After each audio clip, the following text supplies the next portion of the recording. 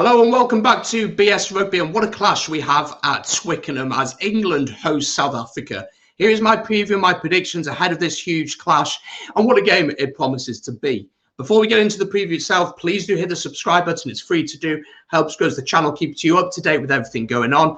Leave a like on this video as well if you do go on to enjoy. And of course, I'm eager to hear your thoughts in the comments. How do you see this one going? Who are you predicting to win? Let me know in the comments down below. I'll be interacting with you there. As this is a huge game, of course, we're going to be doing a watch along here on the channel. There'll be a link in the description. Join us live from 3 o'clock UK time. That's 5 o'clock out in South Africa. Kickoff is at 3:15, while out in South Africa it is 5:15. So do join us. There's a link in the description down below. And of course, there'll be one in the comments. Hit that link and click on the reminder to be notified when we go live. Let's have a talk then about last week. England getting the win over Australia, winning that one by 32 points to 15. And do you know what? They got the job done. They got a couple of nice tries, but there were some injury concerns. While the Springboks headed up to Murrayfield and also continued their impressive autumn, beating Scotland by 30 points to 15. Of course, this is a repeat of the 2019 Rugby World Cup final. That's the last time these two teams met, with South Africa coming out on top, becoming world champions that day, beating England by 32 points to 12. While before that, the last game at Twickenham was a 12-11 win for England, not one for the rugby purists, was it? But the third game that these teams last played was back in 2018, in the summer of 2018, as England travelled to South Africa for a 3-match series, winning that final game by 25 points to 10. Both squads have been announced, so let's take a look at them now. This is how England line up. Starting with the fullback then, Freddie Stewart remains at fullback with Joe Marchant and Johnny May on the wings. Manu Tuilagi moves back to centre alongside Henry Slade, with Ben Youngs and Marcus Smith playing at 10. In the front row then, we have Bevan Rod, Jamie Blamer, Kyle Sinclair. In the locks, we have Maro Toje, Johnny Hill, and the back row then is Courtney Lawes, who is captain for this one, alongside Tom Curry and Sam Underhill. Leaving the bench, or the finishers as Eddie likes to call them, Nick Doley, Joe Marler and Will Stewart, Charlie Ewells and Sam Simmons, Alex Donbrandt, Rafi Quirk and Max Malins. The Springboks have also announced their squad, so let's have a look at that now. This is how they have lined up for this one. Starting with the fullback then, Willie LaRue continues at fullback with Jesse Creel and Mapimbi going on the wings. Damien Diolande and Lucanio Am play in the centres, while at 10 and 9, it's returning Andre Pollard and Cobus Reinach. In the front row then, we have Nche, Mbonambi and Naya Kane, with Etzebeth and Deyage in the locks. In the back row is Khaleesi, Vermeulen and Quagga Smith. Leaving a bench then of Malcolm Marks, Stephen Kitsoff, Vincent Koch, Mostert Weiss, Herschel Janschis, Enchel Janschis and Franz Stein. Let's have a talk then about the key players for this one. Well, for England, no Owen Farrell. He's out with an ankle injury, and potentially that could keep him out for quite a few months. So for England, the man who'll be dictating the play and where all the hype is about, and rightly so, it's this man. Of course it is. It is Marcus Smith. What a player he is. Such talent, and he has such a potential to reach so many highs within world rugby. And it's going to be on him to dictate the way that England want to play. And I think something we've learned over the last couple of years, especially when teams go and play South Africa, you can't try and bully South Africa, really. You can't try and be South African in your style of play. You have to adapt your game to find a way to get around them. And that is something that Wales, that Scotland have both fallen foul of over the last couple of weeks and learned the difficult way.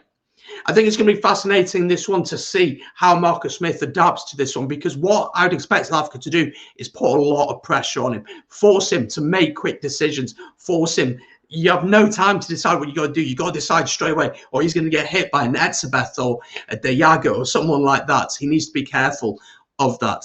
But he's certainly got the ability to open defences. He's a brilliant kicker as well in the open field. He can find a lovely cross kick. And I'm sure England will be looking to speed the game up and use the 50-22 rule quite a bit.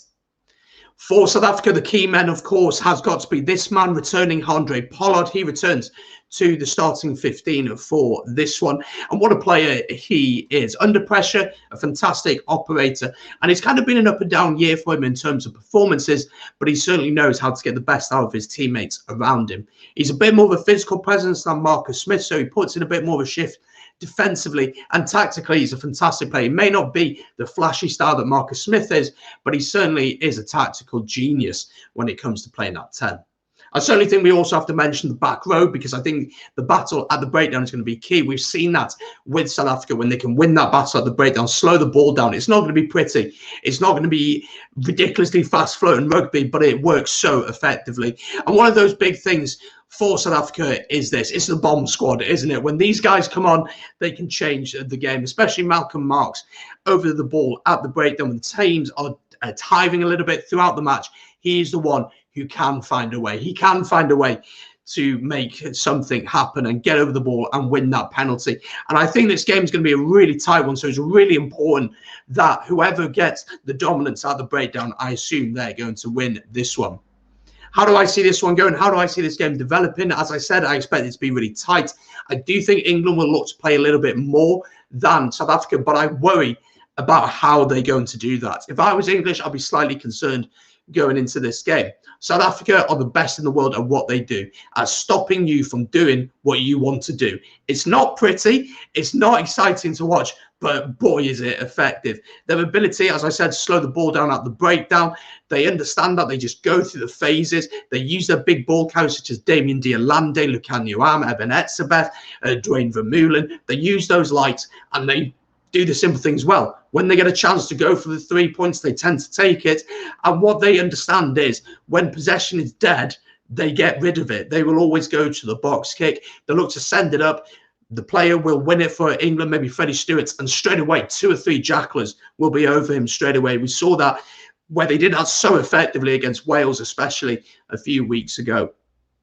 I think England needs to find a way to get around them. Maybe Marcus Smith is the answer to that, but I don't think the answer is just sending Manu Tuolangi down that channel. I just don't see that working the way that Diolande and Lucan Nuam are going to work for South Africa. I think England will have to focus on things such as the driving ball, ensuring that that's working and get parity at the scrum, because I think for the England front row, it's a big step up to be facing this South African front row, probably the best scrummaging nation in the world right now.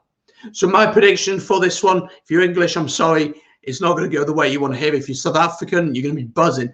I think South Africa are going to win this one. I think it's going to be tight. I'm going to say 3 to 5 points to South Africa. I'm going to say 23 points to 20. Let me know in the comments down below how you see this one going. Of course, as I said, don't forget to join me live for this watch along. England against South Africa. We'll go live at 3 o'clock UK time. That's 5 o'clock South Africa, with kickoff at 3:15 to 5:15. Link in the description, link in the comments down below. Do get involved with that, and I can't wait for you to join me on that watch along.